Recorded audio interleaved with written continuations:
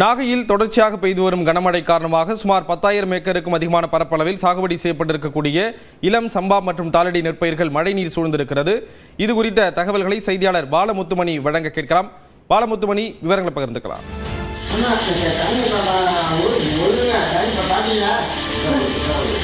ஸ்ரீராம், நாகப்பட்டினம் மாவட்டத்தை பொறுத்தவரை கடந்த ஒரு வாரமாகவே விட்டு மழை பெய்து வந்த சூழல்ல நேற்று இரவு முதல் தொடர்ச்சியாக மழை பெய்து வருகிறது.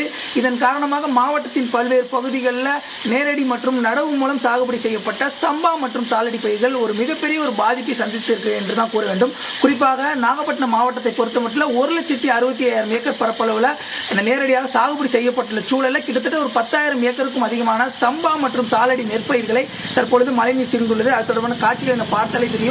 அதாவது மழைநீர் முழுவதுமாக அந்த விளைநிலத்தில் சூழ்ந்திருக்கும் காரணத்தினால் நெற்பயிர்கள் தெரியாத அளவுக்கு அந்த மழைநீரால் சூழப்பட்டுள்ளது. இதனால் நெற்பயிரின் வேர்பகுதி அழுகி ஒரு மிகப்பெரிய ஒரு பாதிப்பை சந்திப்பதற்காகவும் விவசாயிகள் வேதனை தெரிவித்துள்ளார்கள். அது மட்டும் இல்லாமல் தற்போது கீழையூர் மற்றும் கீழ்வேல் ஒன்றியத்திற்குட்பட்ட 10,000 ஏக்கர் பரப்பளவில், அதாவது குறிப்பாக சொல்ல வேண்டும் என்றால் கோவில், கண்ணாப்பூர், அதே போல ஆதமங்கலம், கொடியாளத்தூர் உள்ளிட்ட பல்வேறு பகுதிகளில் தற்பொழுது மழை தொடர்பான விவரங்களை பகிர்ந்து கொண்டதற்கு நன்றி பாலமுத்துமணி.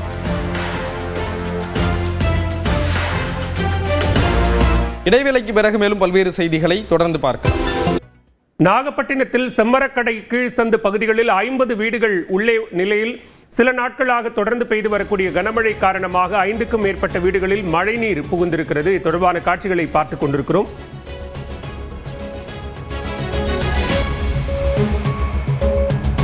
இது தொடர்பான கூடுதல் விவரங்களோடு இணைகிறார் செய்தியாளர் பாலமுத்துமணி. விவரங்கள்.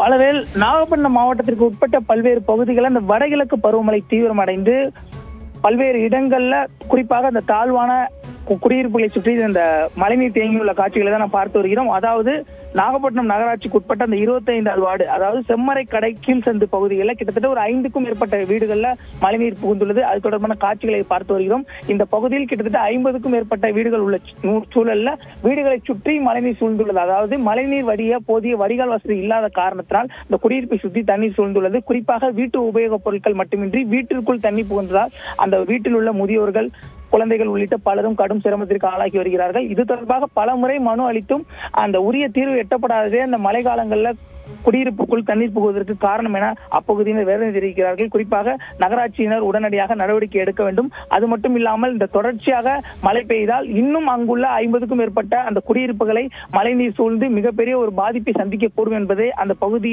மக்களுடைய கருத்தாக உள்ளது. அது மட்டும் இல்லாமல் ஒவ்வொரு மழை காலத்திற்கும் இதே நிலை தொடர்ந்து நீடிப்பதாகவும், ஆகவே நகராட்சி நிர்வாகம் துரித நடவடிக்கை எடுத்து இனிவரும் காலங்களில் இது போன்ற பிரச்சனை ஏற்படாத அளவிற்கு உரிய தீர்வை எட்டப்பட வேண்டும் என்பதுதான் இப்பகுதி மக்களுடைய கோரிக்கையாக உள்ளது. அது மட்டும் இல்லாமல் இங்குள்ள அந்த கழிவு நீரோடு அந்த மழை நீரும் கலந்து இருப்பதனால் நோய் தொற்று பரவும் அபாயம் இருப்பதாகவும் அப்பகுதி மக்கள் குற்றம் சாட்டுகிறார்கள். பாலவேல், விவரங்களுக்கு நன்றி பாலமுத்துமணி.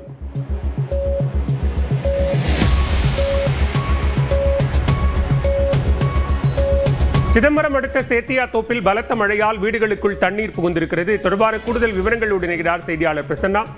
விவரங்களை பதிவு செய்யலாம்.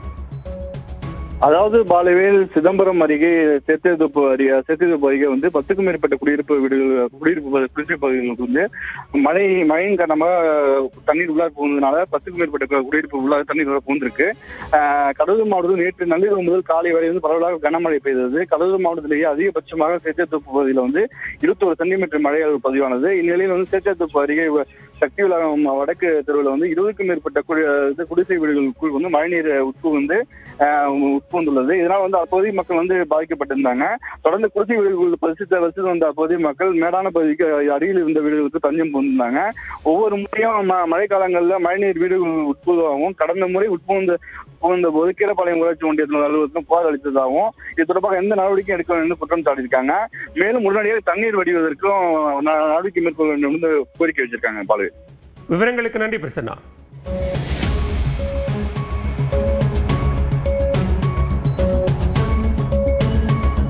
தூத்துக்குடி மாவட்டத்தில் பெய்த மழையால் உப்பளங்கள், வாழை தோட்டங்கள் பெருமளவில் பாதிக்கப்பட்டிருக்கின்றன. தொடர்பான கூடுதல் விவரங்களோடு நேரலையில் இணைகிறார் செய்தியாளர் வெற்றி. விவரங்களை பதிவு செய்யலாம். எந்த அளவுக்கு மழை காரணமாக பாதிப்புகள் ஏற்பட்டிருக்கு? பலவேல், இந்த தூத்துக்குடி மாவட்டத்தினுடைய பிரதான தொழில்களில் ஒன்று இந்த உப்பு உற்பத்தி செய்யக்கூடியது. இது மாவட்டம் முழுக்க 25,000க்கும் மேற்பட்ட ஏக்கர் பரப்பளவில் நடக்குது. கிட்டத்தட்ட 50,000க்கும் மேற்பட்ட தொழிலாளர்கள் நேரடியாகவும் மறைமுகமாகவும் இந்த தொழில் மூலம் பயனடைகிறாங்க. அது மூலமான சம்பளங்கள், ஊதியங்கள் மூலமாக அவங்களுடைய வாழ்வாதாரம் நடத்துகிறாங்க. இப்போ ஒரு மழை எப்படி எளிய மக்களை, ஏழைகளை, தொழிலாளர்களை பாதிக்கப்படுது அவ்வளோங்கிறது இது இந்த உப்பளம் வழியாக இந்த இடத்துல பார்க்க முடியுது. ஏன்னா இப்போ நாம் இருக்கக்கூடியது ராஜபாண்டி நகர், எம்ஜிஆர் நகர்னு சொல்லக்கூடிய இந்த பகுதியில் மட்டும் எப்படி ஒரு 500 ஏக்கர் பரப்பளவுக்கு உப்பு உற்பத்தி, இந்த உப்பளங்கள் இருக்குது. இங்கே 2-3 நாட்களாகவே பெஞ்சுக்கிட்டு இருந்த மழையால் தண்ணீர் தேங்க ஆரம்பிச்சது. நேற்று இரவு பெய்த கனமழையில் முழுமையாகவே இந்த பகுதியெல்லாம் உப்பளம் முழுக்க மழைநீர் மூழ்கி இருக்குது. மாவட்டம் முழுக்கவே எல்லா பகுதிகளையும் உப்பு உற்பத்தி செய்யப்படக்கூடிய எல்லா இடங்கள்லையும் இதே நிலை தான் இருக்குது. இதனால என்ன ஆகுது அப்படின்னா, அவங்க பெரிய அளவுக்கு இந்த நிலத்தில் வேலை செய்யக்கூடிய, உப்பளங்களை வேலை செய்யக்கூடிய தொழிலாளர்களுடைய வாழ்வாதாரம் அப்படிங்கிறது முழுமையா முடங்குது. அது ரொம்ப முக்கியமானது. ஏன்னா இப்போ இந்த அக்கா இருக்காங்க, அக்கா லிங்கம்மா, இந்த பகுதியில் இந்த உப்பளத்தில் இதே வேலை செய்யக்கூடியவங்க. இப்போ மழை பெஞ்சதுனால இவங்களுக்கு முழுமையா வேலை முடங்கி இருக்கு. ஒரு நாளைக்கு இவங்களுக்கு குறிப்பிட்ட அளவுக்கு கூலி கொடுக்கப்படுது. ஒரு 600 ரூபாய் கூலி தர்றாங்க அப்படின்னா அந்த 3 மாதம் அப்படிங்கிறது முழுக்க எப்படி பார்த்தாலும் ஒரு 60,000 ரூபாய் அவங்களுக்கு அந்த கூலி இழப்பு ஏற்படுது. அக்கா, இப்போ இவ்வளவு இழப்பு ஏற்படும் பொழுது எப்படி சமாளிப்பீங்க? இந்த 3 மாசம் என்ன செய்வீங்க? உங்களுக்கு என்ன தேவை? இப்படி அதுக்கு அரசுகிட்ட என்ன கேட்பீங்க? அரசுகிட்ட ஊழிக உறவு வயிற்று கேட்போம். அந்த மழை நிவாரணம் வயிற்று கேட்போம். மழை நிவாரணம் இல்லாதவங்களுக்கு கொஞ்சம் அரிசியோ இது வாங்கி கொடுக்கறதுக்கும் ஹெல்ப் பண்ணணும்னு சொல்லி கேட்போம். அரசு எதுவுமே முன்னாடி வரல, இன்னும் கேட்கல. அதை செய்யவும் மாட்டுக்காங்க. ஏன்னா ஓட்டு கேட்கறதுக்கு மட்டும்தான் வாராங்க. இந்த உப்பளத்துக்கு எப்படி சமாளிப்பீங்க இந்த 3 மாசம்? 3 மாசமும் இந்த 1-2 கம்மலுக்கு வச்சிருப்போம். வீட்டுகளில் தவளைப்பானை இதில் கிடக்கல, அதை கொண்டு போய் அடமானம் வைக்கிறது. இல்லை கந்த வட்டிக்கு 10 பைசா வட்டிக்கு வாங்குறது. அது மாதம் 10,000 வாங்கினோம்னா மாதம் 1000 வட்டி கட்டணும். வட்டி கட்டினோம்னா மழை பெஞ்சு முடிச்சு மழை தொடக்கிட்டுனா அந்த முதலடியை கேட்பாங்க. கேட்டோம்னா நேரம் கொடுக்க முடியாது. இப்படி தான் நாங்கள் உப்பளத்தில் தொழிலாளி வேலை பார்க்குறவங்க பூரா இப்படி தான் கஷ்டப்படுறோம். வட்டிக்கு தான் வாங்கி தான் சாப்பிடணும். இந்த 3 மாதத்தைக்கு ரொம்ப கஷ்டப்படுறவங்க, இதோட ரொம்ப கஷ்டப்படுற ஆளுகளும் இருக்காங்க. அது அரசாங்கம் என்ன செய்யணும், அவங்கள பார்த்து ஏதோ ஒரு உதவி 10,000 கொடுக்குற 10,000 கேட்டிருக்கோம், கூட கொஞ்சம் உதவி பண்ணுற மாதிரி செய்யலாம். அவங்க இந்த 3 மாத காலமும் வருமானம் இல்லாதப்போ இருக்கக்கூடிய நகைகளை, ஆபரணங்களை, அவங்கள்ட்ட என்ன பொருட்கள் இருக்கோ அதை அடமானம் வச்சு தான் அந்த 3 மாதம் நடத்த முடியுது. ஏன்னா வேற தொழில் அவங்களுக்கு தெரியாதனால அதை பார்க்க முடியாத நிலை இருக்குது. இவங்களுக்கு மழைக்கால நிவாரணமாக அந்த இழப்பீடு தொகையா ஒரு 5,000 ரூபாய் அப்படிங்கிறது அரசால் வழங்கப்படுது. அதை 10,000 ரூபாய் உயர்த்தி வழங்கணும் அப்படின்னு கேட்குறாங்க.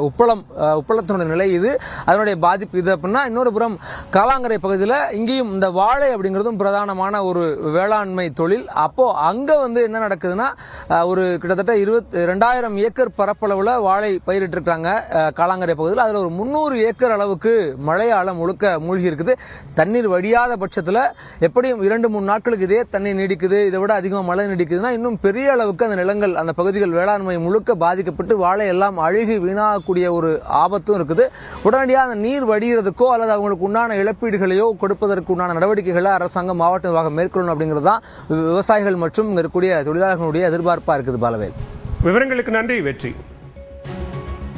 கடலூர் மாவட்டம் குறிஞ்சிப்பாடி அருகே தொடர் மழை காரணமாக வீட்டுச் சுவர் இடிந்து விழுந்த நிலையில் வெளியே இருந்ததால் குடும்பத்தினர் உயிர் தப்பியிருக்கிறார்கள். நல்வாய்ப்பாக இது தொடர்பான கூடுதல் விவரங்களோடு இணைகிறார் செய்தியாளர் பிரேம். விவரங்களை பதிவு செய்யலாம்.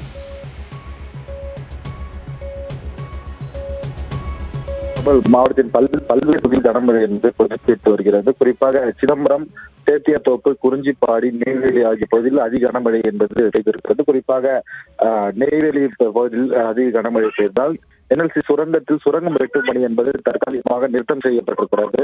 மேலும் இதேபோல் குறிஞ்சிப்பாடி பகுதியில் வெள்ளாம்பேயர் பகுதியில் ஓட்டு வீடு என்பது வீட்டின் பின்பக்க சுவர் என்பது இடிந்து விழுந்ததில் ரவிச்சந்திரன் என்பவர் அதிர்ஷ்டவசமாக அந்த குடும்பத்தினர் உயிர் தப்பியிருக்கிறார்கள். இதேபோல் மாவட்டத்தில் இதுவரை 7 வீடுகள் என்பது கூரை வீடுகள் என்பது சேதமாக இருக்கிறது. இதேபோல் அருகாமையில் இருக்கக்கூடிய அன்னதானப்பேட்டை கிராமத்தில் குடியிருப்பு பகுதிகளில் மழைநீர் என்பது வெள்ளம் போல் தேங்கி இருக்கிறது. குறிப்பாக இந்த பகுதியில் கிராமத்தில் வடிகால் வசதிகள் மேற்கொள்ளாதாலே இந்த வீடுகளில் தண்ணீர் புகுந்ததால் தற்போது 10க்கும் மேற்பட்ட வீடுகள் தண்ணீர் புகுந்ததால் அந்த பொருட்கள் சேதமடைந்து மக்கள் பெரும் அவதி அடைந்திருக்கிறார்கள். மாவட்ட நிர்வாகத்தில் அவர்கள் தங்கும் தற்காலிக இடம் என்பது ஒதுக்கப்பட்டிருக்கிறது. உடனே நடவடிக்கை மேற்கொள்ளப்பட்டிருக்கிறது. மாவட்டத்தின் பல்வேறு பகுதியில் இடி மின்னலுடைய அலை என்பது பெய்து வரக்கூடிய நிலையில் மக்களின் இயல்பு வாழ்க்கை என்பது கடுமையாக பாதிக்கப்பட்டிருக்கிறது. விவரங்களுக்கு நன்றி பிரேம். கரூர் அருகே மாயனூர் காவிரி கதவணைக்கு நீர்வரத்து அதிகரித்திருக்கிறது. இது தொடர்பான கூடுதல் விவரங்களோடு இணைகிறார் செய்தியாளர் கார்த்திகேயன்.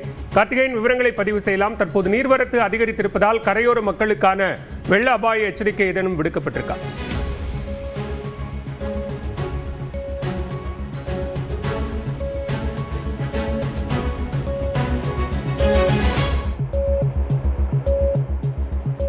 மாயனூர் கதவணைக்கு காவிரியில் இருந்து வரக்கூடிய நீர் வரத்து அதிகரித்திருக்கிறது. கரூர் அருகே மாயனூர் கதவணைக்கு காவிரி நீர்வரத்து தற்போது வினாடிக்கு 6754 கனஅடியாக அதிகரித்திருக்கிறது. இது தொடர்பான கூடுதல் விவரங்களோடு இணைகிறார் செய்தியாளர் கார்த்திகேயன். கார்த்திகேயன், விவரங்களை பதிவு செய்யலாம். கரூர் மாவட்டம் மாயனூர் காவிரி கதவணைக்கு தொடர்ந்து நீர்வரத்து அதிகரித்து வருகிறது. குறிப்பாக மேட்டூரில் 1000 கனஅடி வீதம் மட்டுமே தண்ணீர் திறக்கப்பட்டாலும் இடையில் பெய்யக்கூடிய இந்த மழையினால் அந்த மாயனூர் கதவணைக்கு வரும் தண்ணீர் அளவு தொடர்ந்து அதிகரித்து வருகிறது. நேற்று 1857 கனஅடி நீர் வந்து கொண்டிருந்தது. அதிகரித்து இன்று காலை 2857 கனஅடி நீர் வந்தது. தற்போது கூடுதலாக 5 மணி நிலவரப்படி 6754 கனஅடி நீர் வந்து கொண்டிருக்கிறது. அதாவது மாயனூர் காவிரி கதவணை என்பது 99 மதங்கள் கொண்ட அந்த கதவணையில் 1 TMC நீர் தண்ணீர் தேக்கி வைக்கலாம். தற்போது அந்த 1 TMC தண்ணீர் முழுவதுமாக தேக்கியுள்ள நிலையில் 6754 கனஅடி நீர் வந்து கொண்டிருக்கும் நிலையில் காவேரியில் மீண்டும் 5634 கனஅடியும், தென்கரை வாய்க்காலில் 500 கனஅடியும், கட்டளை மேட்டு வாய்க்காலில் 200 கனஅடி வீதமும், புதிய கட்டளை மேட்டு வாய்க்காலில் 400 கனஅடியும், கிருஷ்ணராயபுரம் கிளை வாய்க்காலில் 20 கனஅடி வீதமும், வரும் தண்ணீர் முழுவதுமாக 6754 கனஅடி வீதமும் மாயனூர் கதவணையிலிருந்து தண்ணீர் திறக்கப்படுகிறது. குறிப்பாக மேட்டூரில் தண்ணீர் குறைவாக திறக்கப்பட்டாலும் இடையில் பெய்யக்கூடிய இந்த மழையினால் மாயனூர் காவேரி கதவணைக்கு தொடர்ந்து நீர்வரத்து அதிகரித்து வருகிறது. விவரங்களுக்கு நன்றி கார்த்திகேயன். முத்துப்பேட்டை பகுதியில் கொட்டி தீர்த்த கனமழையால் விளைநிலங்கள் ஏரி போல காட்சியளிக்கின்றன. இது தொடர்பான கூடுதல்